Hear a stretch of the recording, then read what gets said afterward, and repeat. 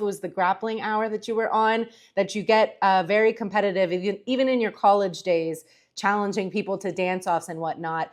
So Wait, what are you talking about? What are you talking about? greetings, jiu-jitsu nerds. We have a very special guest that had a busy weekend at the AIGA qualifiers, and he's going to be competing at PGF Season 7. It is Ryan Aitken. Ryan, obviously, a lot just happened over the past weekend, but you have a bunch of different accomplishments, from being the EBI Absolute champion, the combat jiu-jitsu champion, having amazing performances at main character, subversive, been all over the place and really making a name for yourself, which I'm sure is a big reason why BMAC wanted to have you on Season 7. And Egghead had you rated on the way too early rankings for PGF Season 7 as number 2, with just Paul Ardea ahead of you. So what are your initial thoughts on the rankings, if you happen to have seen them? Dude, honestly, I should be a little farther down that list, man. I'm surprised everyone put me all at the top. That's really nice of them. But I've taken some losses to several of these guys. Paul Ardilla is one of them. Again, I'm flattered, but it was surprising to me. I definitely don't feel like I belong on even the top 3 of that list. So If you think there should be a correct place that you should be, where would you have put yourself? hold on, I'm sorry. Um, I think I might belong maybe like, I don't know, like 5 or 6, you know. Okay. You know, just I don't know. I'm not feeling that saucy about PGF right now, you know. Well, after a really awesome weekend at AIGA, I saw you had an arm triangle choke. And it's so funny because I was just listening to the podcast that you did with Scaff, and you're like, I'm so bad at arm triangle chokes. I'm so bad at arm triangle chokes. I'm terrible So at arm triangle tell me chokes. about the progress that you've made, though. I mean, I made a little bit of progress with that one, I guess. That was okay. Clearly I couldn't finish a rear naked choke again at Aiga. I'm just shit at rear naked chokes, you know. Paul Ardilla's brother, like was able to defend it. So if Paul Ardilla's brother can defend it, Paul can definitely defend it. So I'm so bad at rear naked chokes, man. It sucks. And you were on the team 10th planet. So tell me about the experience competing for the AIGA qualifiers, a spot for a 500K grand prize, but you're doing it on a team of fellow 10th planet members. So how do you think that dynamic will shift when PGF comes and you're going to be on a team with non-10th planet members as well? Well, in the case that I don't submit somebody, I hope that whatever non-10th planet team member I have on there is better than me at applying submissions, specifically probably rear naked chokes, or maybe some other ones, maybe some fast submissions and stuff. I hope that if I seem to drop the ball, that I can lean on my teammates. Yeah, and there's definitely going to be a lot of strategy when it comes to the team choosings at draft day. Yeah. Um, do you think it's going to be extra interesting that this year they're not going to be doing it by the rankings and that it'll just be random? Like, what are you hoping that the coaches come in with some type of strategy for this draft season?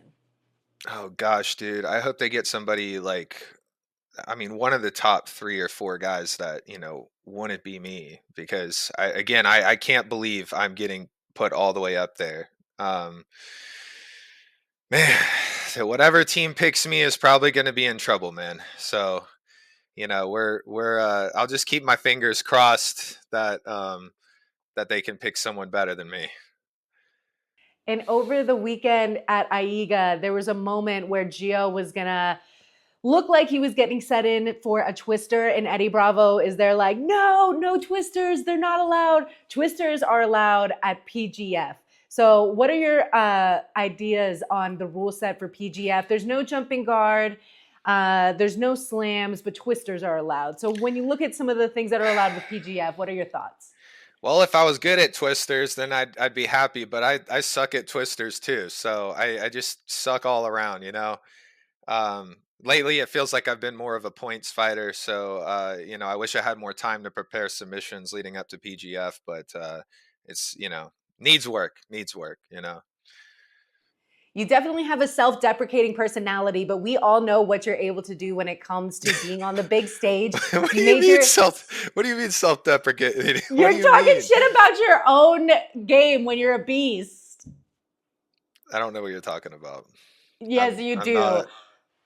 I appreciate Maybe you saying that again. I appreciate. I'm flattered. Thank you very much. But yeah, I Okay, so need we'll work. just brush over the fact that your ADCC debut, you had a first round submission against the current WNO light heavyweight champion, Pedro Mourinho, a crazy electric highlight at ADCC. So I'm curious, because you have so many accolades when it comes to the EBI rule set, combat jiu-jitsu, is ADCC now kind of rising on one of your bigger goals? Yeah, I'm focusing more on points leading into ADCC. I got to stop just hunting for the submissions because it's not going to win me the big tournaments and stuff. So all I've been focusing on for the last few months has really just been points. I feel like that was reflected in my, AIGA,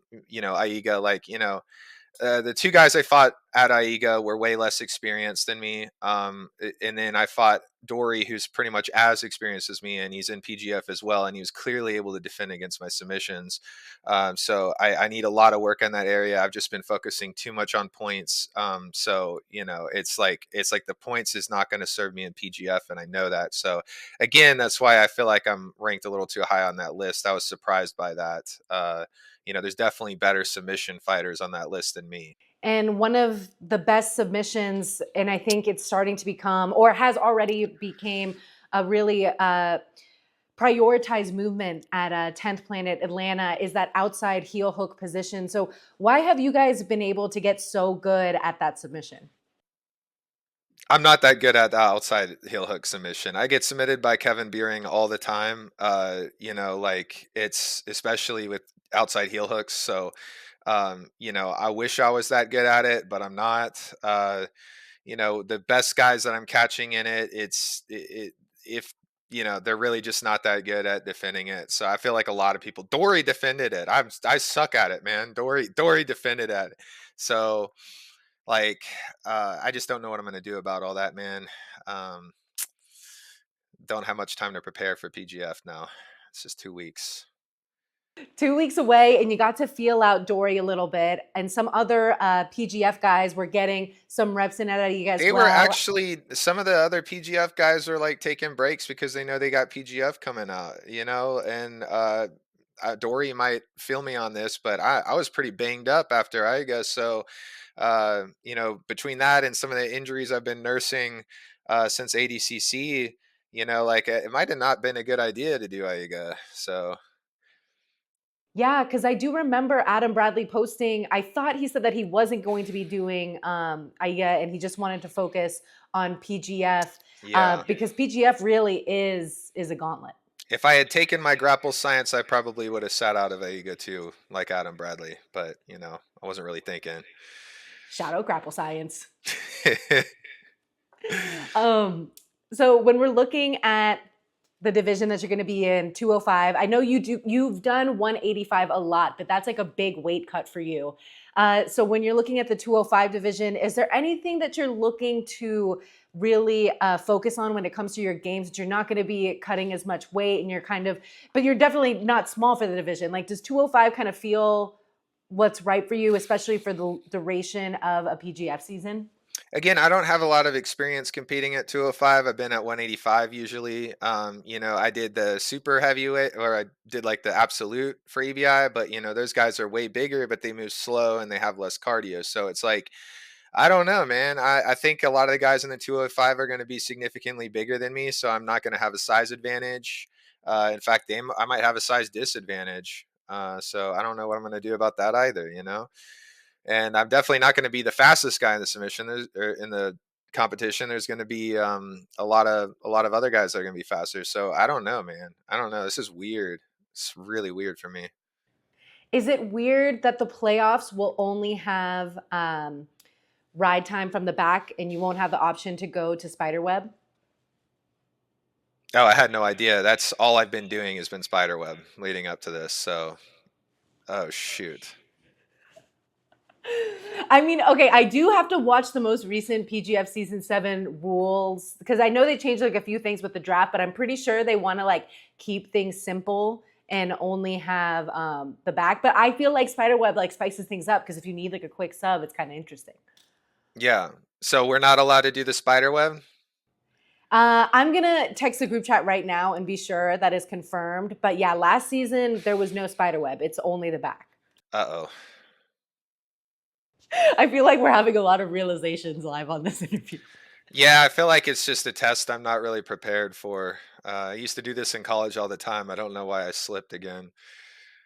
Well, we do also know from, I don't know if it was the grappling hour that you were on, that you get very competitive, even in your college days, challenging people to dance offs and whatnot.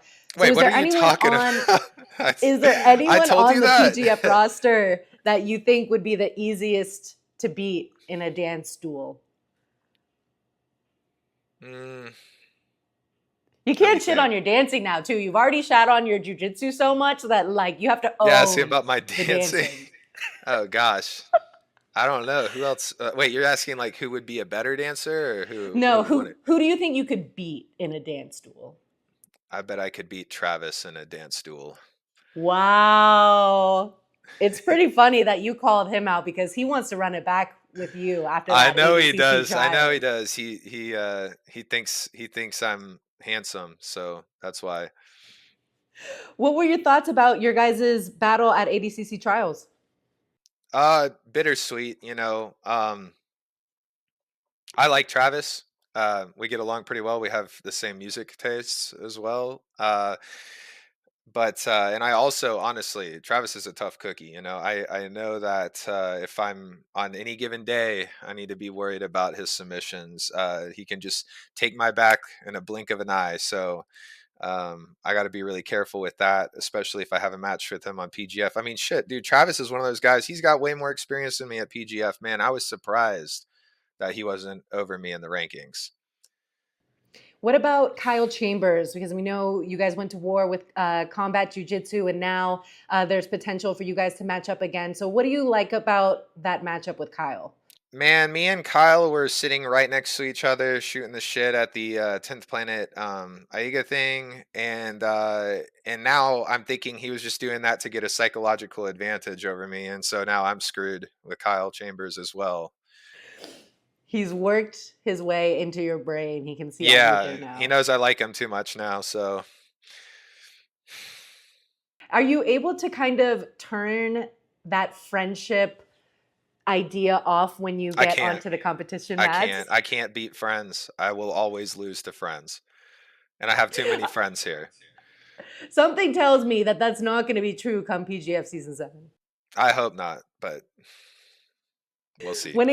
When it comes to the pressure of competing, obviously you've competed in events where there is like a big prize money, but when you do it with people on your team, does that add like any sense of pressure? Like maybe if you're in like if someone's trying to get a leg lock on you, you really don't want to tap now because you have that team behind you, or does that kind of just go out the window? Like you're just there for yourself, getting your own hits. I'm not trying to get injured more than I already am, so I'm gonna tap to like whatever submission feels like it's on. From and several of these guys know how to sling submissions, so I got to be really careful. PGF, it's more about like the time in, like surviving the week. I'm worried most about surviving the week and walking out without any like life debilitating injuries. It's a week of competing, so I just want to make sure that I'm not leaving there in a cast or on a stretcher or something. So yeah. And you do have some MMA experience, which I feel like just having that experience gives you some durability when it comes to, doing 3 jujitsu matches for 4 days and then the playoffs potentially. So do you feel like the experience that you have in MMA is going to help towards that durability No, it left me with severe CTE, so um and I'm trauma? still yeah, I'm still dealing with that. But it is going to be Why are you laughing at me? That's horrible. Ryan, That's because I know horrible. because you're literally going to be one of the toughest guys in this tournament, and you're just like, nope, nothing's going for me. I Why are won't be y'all able to so submit nice my to me? friends. I got CTE. I just don't want to leave in a cast. It's not funny. That's all pretty sad stuff, Thank honestly. you. Thank you. I recognize that. When we look back at your career, you had entertaining runs at Subversive, now Aiga, ADCC, you made your debut. Is there any match in particular that you are most proud of? Um, the Pedro Marino one, that probably was not supposed to happen, and the universe just willed it. I don't know why, but it happened, and I definitely am happy about that. But I don't know if I'll ever be able to exceed that one again. Um, we'll see. What was your take on everything going on when it was becoming an ADCC versus CJI weekend? Even though it was still like collectively the best thing for jiu-jitsu that weekend, were you just like eating your popcorn in the back watching this all go down? Um, I was on Instagram a lot, yeah, which is probably very unhealthy, you know.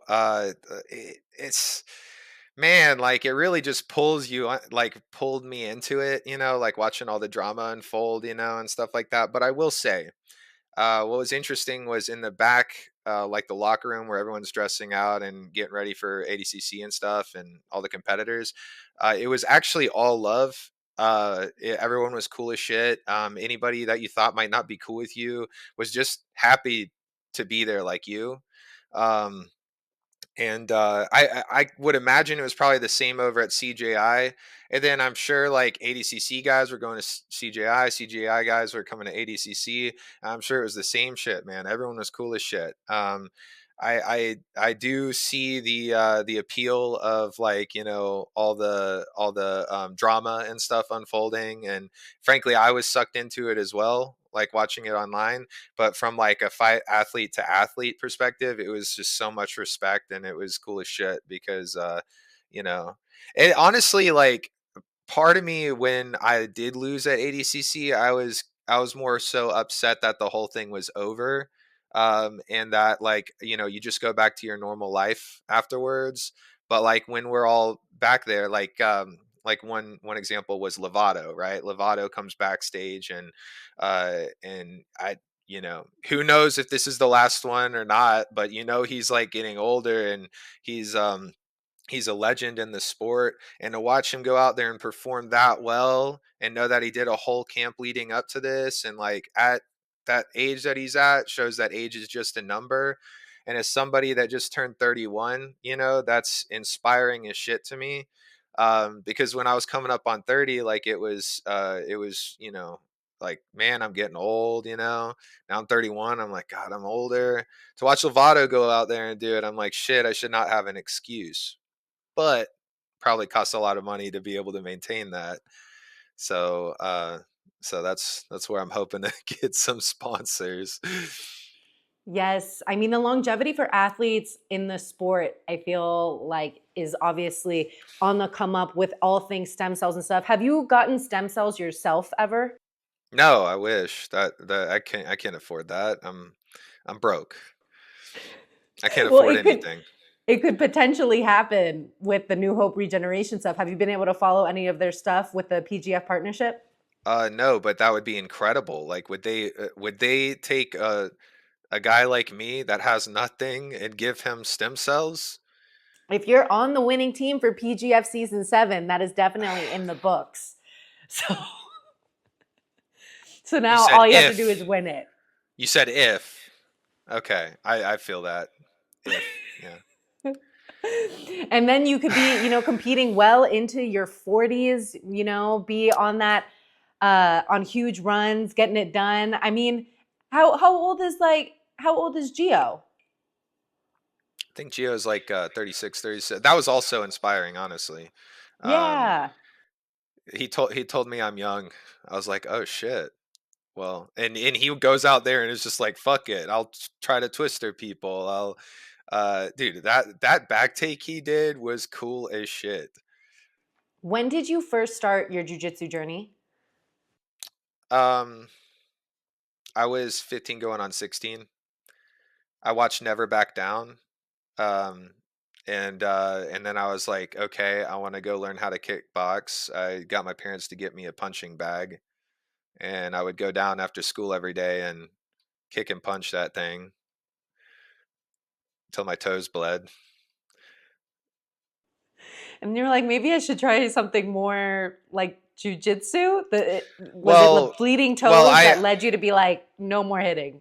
I went to this gym that called Tiger Academy of Martial Arts, and I was like, "Oh, you guys have a kickboxing program? I'd like to do that." And Eddie Camden was like, "No, you want to do jujitsu?" And I was like, "All right," because I was a yes sir guy, so it's like, "Okay, I'll do it," you know. And then I did it, and it was like the one thing I was ever good at. You know, well, until I got to the top of the jujitsu circuit, and I realized I'm not that good at all. So, um, but yeah, yeah, I developed a passion for it, you know. At what point did you decide that it was going to be a full time job? Um, I mean, it's still not a full-time job. I don't make all that I don't make enough money doing it, you know. I was like, man, I was just looking at job openings at, like, you know, some of the grocery stores around me. I'm broke. I It's can't train definitely full time. a good way to make money on the side. You can kind of make your own hours at the grocery store. I mean, ideally, it'll get to a place where it is like a full time job kind of gig. But was there any moment in your career where you're like, I love jujitsu so much that even though there's not that much financial opportunity, I can still invest in this and hope to see it grow? Like, was there that moment for you?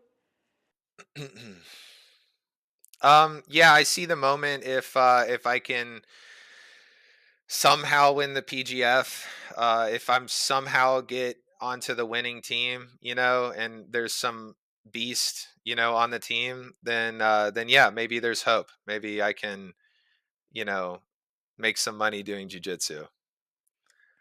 And I think I remember in another interview you said that your dad is like an engineer or something.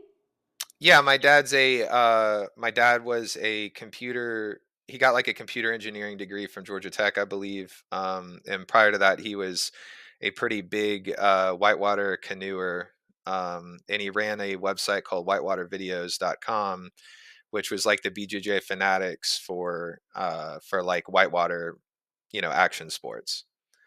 But the kayak killed Interesting. the canoe.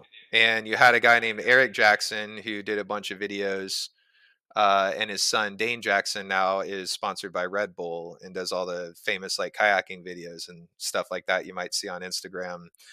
But I used to pull like Eric Jackson videos, just the way somebody might pull like a Gordon Ryan DVD, if we were doing physical DVDs still. So it was funny. It was funny how it kind of came full circle with jujitsu. And I can hear in the way you analyze jujitsu, like you're really cerebral, you dive deep into things, and it kind of made me curious if that way of looking at things comes from your dad's mind a little bit, or is that from somewhere Uh, else in your family? no, I know. I feel like I know what I want to be, right? Like I know what I want to be like with being analytics. Frankly, my brother was the one that pursued in academics very well. And the thing is, when you grow up with a brother, right? Uh, there's this competition. You know, it's like everything you do has to be a competition. Because I was the older brother and he was the younger brother, and I chose to be athletic. My brother was always going to be less athletic than me, and so he, I guess, chose to do the complete opposite side of the spectrum, which was just academics, and he excelled in that. He works for like Square now, makes six figures, and he graduated from Georgia Tech as well. I was a college dropout that pursued jujitsu, you know. And like I think what this is where I try to get very analytical about stuff is my attempt to try to catch up to where I noticed my brother and my dad were, and try to not be so much the brute, you know. Like for example, my brother would call me a brute or something, when we'd be at dinner, and then I'd run after him, and I'd be the brute, I'd be the bully or whatever. I'm trying to like find an equilibrium with all of that. And when I joined jujitsu at 10th Planet, and I saw the way Sean sees jujitsu and the way Sean Applegate analyzes everything and breaks things down into principles and concepts. I feel like that might have been inspiring to me to try to like seek that out again, and try to really understand that, because that was probably going to help me reach that equilibrium I've always wanted to be at. So there's also supplements you can take that help with like focus and stuff like that. Yeah, I mean, I was diving deep into the times where you used to compete and you used to do a little bit of microdosing on mushrooms. Wow, I you really really studied this one, huh? we had to Okay. do a deep dive. I mean, Yeah. you're an open book on that Matt Scaff podcast. You just, but I do All right. appreciate all the like meditation work that you do now, and that you're able to get to that state without using psychedelics, because I'm completely neglecting my meditation routine and stuff right now. And I feel like I use the shortcut, and I'm not really intentional with my psychedelic use. So sometimes you're just like in a blur of nonsense. But for you, what has the use of psychedelics been? How has that excelled your competitive jujitsu at all, if at all? And how did it kind of get you into your meditation practice today? Because it sounds like now you're just doing meditation and you're able to do it without anything. But was psychedelics and microdosing kind of a baby step into that world? I wish I could say that I was doing my meditation like consistently lately. It's been very difficult for me to do yoga as much as I was doing. I've had all these competitions coming up, and it's kind of, especially as you go up in weight, it's harder to rely on flexibility, I think. And another thing is like, uh, you, sometimes your schedules don't align very well with like certain yoga classes, and those yoga classes you want to do are outside of your reach with the schedule, right? Like I had a great teacher, her name's Thomasina, and she runs a affiliate of Universal Yoga. What is the guy's name? um Andre Lapa is this guy from Ukraine, I believe, that developed Universal Yoga. And it's something that probably appeals to men more because they utilize more arm balances. And so you fly more, is what they call it. And your feet aren't touching the ground. And I was enjoying that a lot. But it's because of schedule conflicts, I couldn't really do it. But what's cool is the focus that you develop while you're trying to get into these arm balances, and then you see the payoff of having that focus when you hit these arm balances, and you're literally flying. That's probably why they call it flying. Um, and that's just incredible. Like I wish I was doing that a lot, but psychedelics also gives you that feeling sometimes, of this enhanced focus if you use them therapeutically instead of recreationally, which is there's a huge difference between the two. And when you breathe in yoga and you use like some of the different forms of breath work that they use, you have like box breathing, breath of fire, several things. I think maybe Kundalini or something is another one. When you use those, it kind of brings your heart rate down and puts you into this very uh, enhanced like focus where you just kind of notice the things around you. Like if you ever take some like psychology classes and stuff, they talk about being able to really just bring your presence of mind into like the right now, what's in front of you, what can you do in front of you, and what's like the room around you. um well, if you're unfocused, all you can think about is the stuff that you have to do later. You're not really living in the present moment. So I would say yoga helped me a lot with that, with understanding that that's a thing in the first place. And psychedelics might show you that's a thing, when you use them therapeutically or maybe recreationally, but you don't really get to that thing unless you use them therapeutically. Does that make sense? Like, Yeah. yeah, then like you feel that too when you do yoga and stuff. And because I could see the same thing happening in the two, that's why I advocate for psychedelics so well, because it might be something that brings you closer to yoga, you know, or yoga might bring you closer to psychedelics. But again, you can achieve all of that without the use of psychedelics if you really try. Um, I think so. But yeah. So will you be leading any yoga or breath work among your team for PGF season 7? I feel like that would be a good No, team I'm just going to activity. be focusing on hopefully not losing and hopefully leaning on whoever's better than me on the team. I feel like you're going to get a really good team because you're probably going to be, a top pick, and then that second round will be, well, actually, I guess since it's random, you never know like how the order and stuff will go. But I have faith. It's going to be a really great PGF season. I know you just signed with a clothing brand. So if there's any promoters or teammates that you've been working with in the lead up to PGF, I want to give them a shout out. The floor is yours.